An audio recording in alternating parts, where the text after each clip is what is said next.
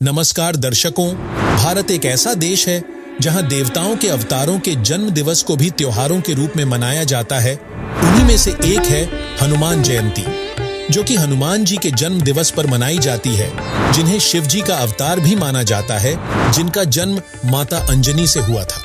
उन्हें बजरंगबली, केसरी नंदन, पवन पुत्र के नाम से भी जाना जाता है। ऐसा माना जाता है कि हनुमान जी का जन्म चैत्र मास की पूर्णिमा के दिन हुआ था, इसलिए इस दिन हनुमान भक्तों द्वारा हर साल हनुमान जयंती का त्योहार मनाया जाता है। वहीं हिंदू समाज की मान्यता है कि बजरंगबली यानी हनुमान जी का नाम लेने से ही दुख, संकट, भूत, पिशाच कोसों दूर भाग जाते हैं। इसलिए हनुमान भक्त उन्हें संकट मोचन मानकर पूजते हैं।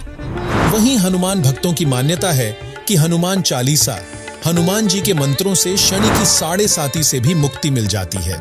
लेकिन कुछ ऐसे प्रश्न जिनके जवाब आज हर कोई जानना चाहता है, जैसे कि क्या हनुमान चालीसा या हनुमान जी के मंत्रों का जाप करने से संकट निवारण हो सकता है? क्या हनुमान जयंती मनाना शास्त्र सम्मत है? हनुमान जी तो राम भक्त थे, तो क्या एक भक्त की पूजा दूसरे भक्त द्वारा करना उचित है? हम सभी जानते हैं कि श्री राम ही द्वापर युग में श्री कृष्ण रूप में जन्मे थे, यानी उनका मोक्ष नहीं हुआ था। तो फिर हनुमान जी का किस राम की भक्ति करने से मोक्ष हुआ? तो चलिए अपने पवित्र सदग्रंथों से इन प्रश्नों के जवाब जानने का प्रयास करते हैं।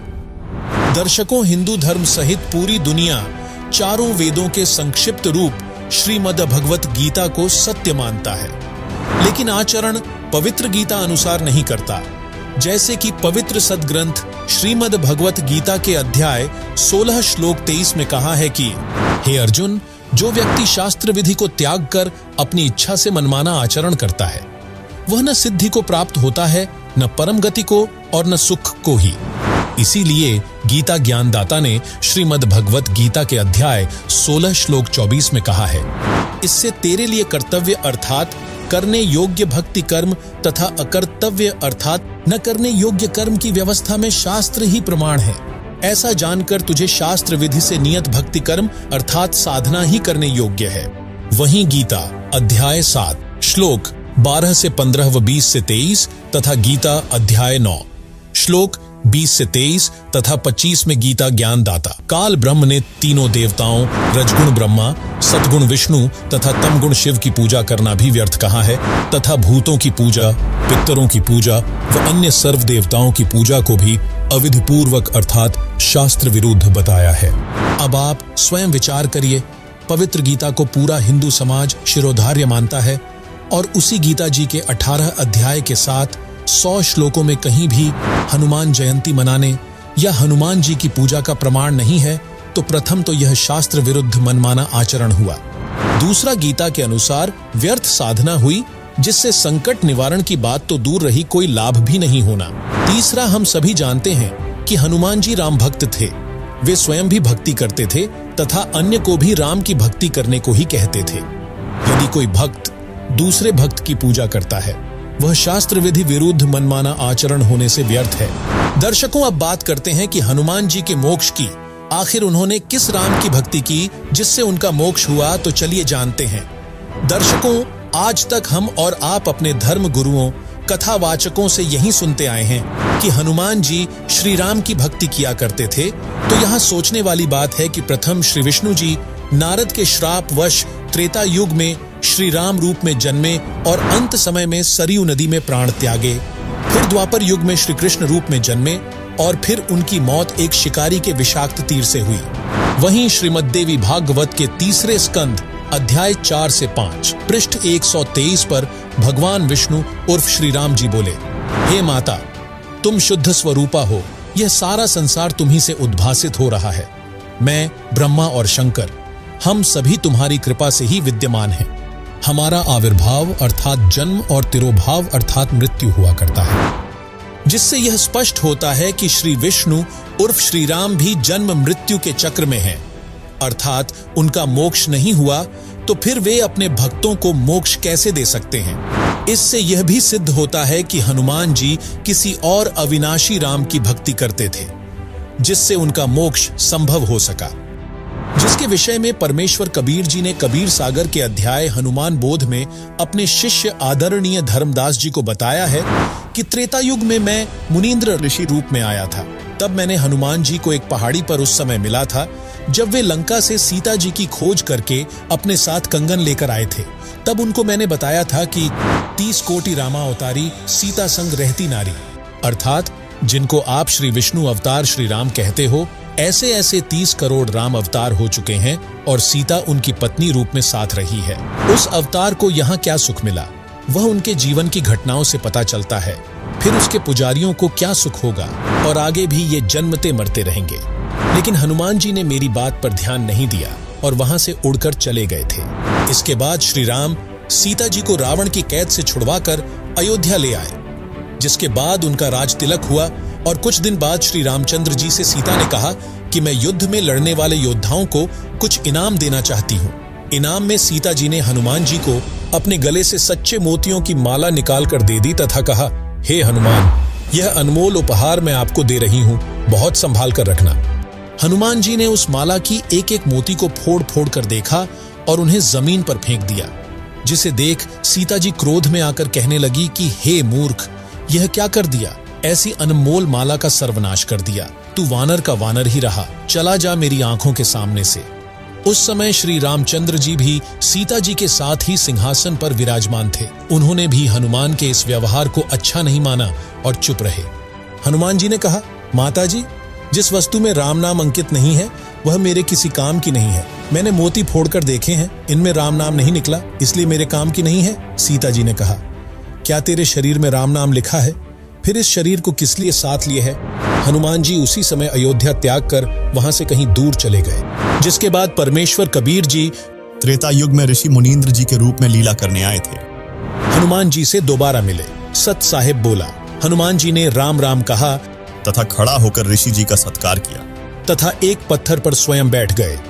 दूसरे पर ऋषि को बैठने का आग्रह किया। दोनों ने स्थान ग्रहण कर लिया। हनुमान जी ऋषि जी को पहचानने की कोशिश करने लगे।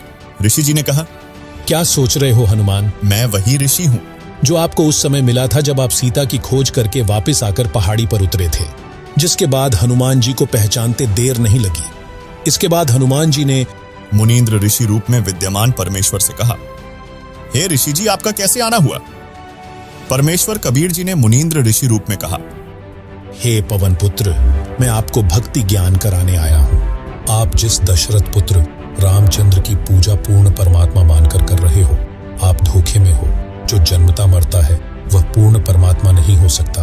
पूर्ण परमात्मा तो अविनाशी होता है। जिसके विषय में ऋग्वेद मंडल 9 सूक्त 94 मंत्र 3, ऋग्वेद मंडल 9 सूक्त 20 श्लोक 1, संख्या नंबर 920, सामवेद के उतार्चिक अध्याय नंबर 5 के खंड नंबर 4 का श्लोक नंबर 2 कहा गया है कि जो सर्व सृष्टि रचनहार प्रथम अर्थात आदिराम, पुरातन सनातन अविनाशी परमेश्वर कबीरदेव अर्थात कबीर साहिब है, जिसकी प्रभुता सर्व ब्रह्मांडों के प्रभुओं पर है। वह सदा एक रस रहता है, अर्थात जन्मता व मरता नहीं है, यानी अविनाशी है, जो कि अपने उपासक भक्त के पाप कर्मों को नष्ट करके पवित्र करने वाला है। फिर मुनींद्र ऋषि रूप में परमेश्वर ने कहा, पवन पुत्र, आप विचार करिए कि रावण का भाई अहिरावण जो पाताल का राजा था, वह राम तथा लक्ष्मण का अपहरण करके ले गया, उनकी बलि देने वाला था। आप वहां गए और उन दोनों को जीवित लाए। आप ही बताएं, वे परमात्मा हैं। फिर परमात्मा ने कहा, जिस समय रावण के पुत्र मेघनाथ यानी इंद्रजीत नाग फांस शस्त्र छोड़ा तो सर्पों ने श्रीराम तथा आप तथा सर्व सेना व लक्ष्मण तक बांध दिया था। सर्प आप सबको जकड़े हुए थे, आप सब विवश थे। कुछ समय में आप सबको रावण की सेना आसानी से काट डालती। उस समय गरुड़ को पुकारा गया, उसने नागों को काटा, तब आप तथा रामचंद्र बंधन मुक्त हुए। यदि परमात्मा इतना विवश है कि अपना बंधन नहीं काट सका तो पुजारियों का क्या होगा? विचार करो। काटे बंधन विपत में, कठिन कियो संग्राम, चिन्हो रे नर प्राणियों, गरुड़ बड़ों के राम। हनुमान जी ने कहा, ऋषि जी, समुद्र पर पुल बनाना क्या आम आदमी का कार्य है? यह परमात्मा बिना नहीं बनाया जा सकता।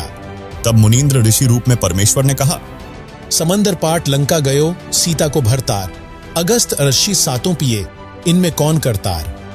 यदि आप समुद्र के ऊपर सेतु बनाने से श्री रामचंद्र जी को परमात्मा मानते हो, तो अगस्त ऋषि ने 7 सागरों को पी लिया था। इनमें कौन है परमात्मा? जिसके बाद हनुमान जी निरुत्तर हो गए और कबीर परमेश्वर यानी मुनींद्र ऋषि द्वारा सुनाई गई सृष्टि रचना को ध्यान से सुना। जिसके बाद हनुमान जी ने परमेश्वर से सतलोक देखने की प्रार्थना की। तब परमेश्वर वहां से आकाश में उड़ गए और फिर कुछ देर बाद अंतर्ध्यान हो गए। जिसके बाद हनुमान जी चिंतित हो गए कि अब ये ऋषि कैसे मिलेंगे। इतने में हनुमान जी को आकाश में विशेष प्रकाश दिखाई दिया। परमेश्वर ने हनुमान जी को दिव्य दृष्टि देकर सतलोक दिखाया। जिसके बाद हनुमान जी को ऋषि मुनींद्र जी सिंहासन पर बैठे दिखाई दिए। उनके शरीर का प्रकाश अत्यधिक था। सिर पर मुकुट तथा राजाओं की तरह छत्र था। कुछ देर परमेश्वर ने वह दृश्य दिखाकर दिव्य दृष्टि समाप्त कर दी और मुनींद्र जी नीचे आ गए। जिसके बाद हनुमान जी को विश्वास हुआ कि ये परमेश्वर हैं। सतलोक सुख का स्थान है। तब हनुमान जी ने परमेश्वर कबीर जी अर्थात मुनींद्र ऋषि से दीक्षा ली, अपना जीवन धन्य किया और हनुमान जी मुक्ति के अधिकारी हुए। लेकिन अब सवाल उठता है कि जिस पूर्ण परमात्मा यानी आदिराम की भक्ति से हनुमान जी का आत्म कल्याण हुआ, वह भक्ति वर्तमान समय में किस संत के पास है?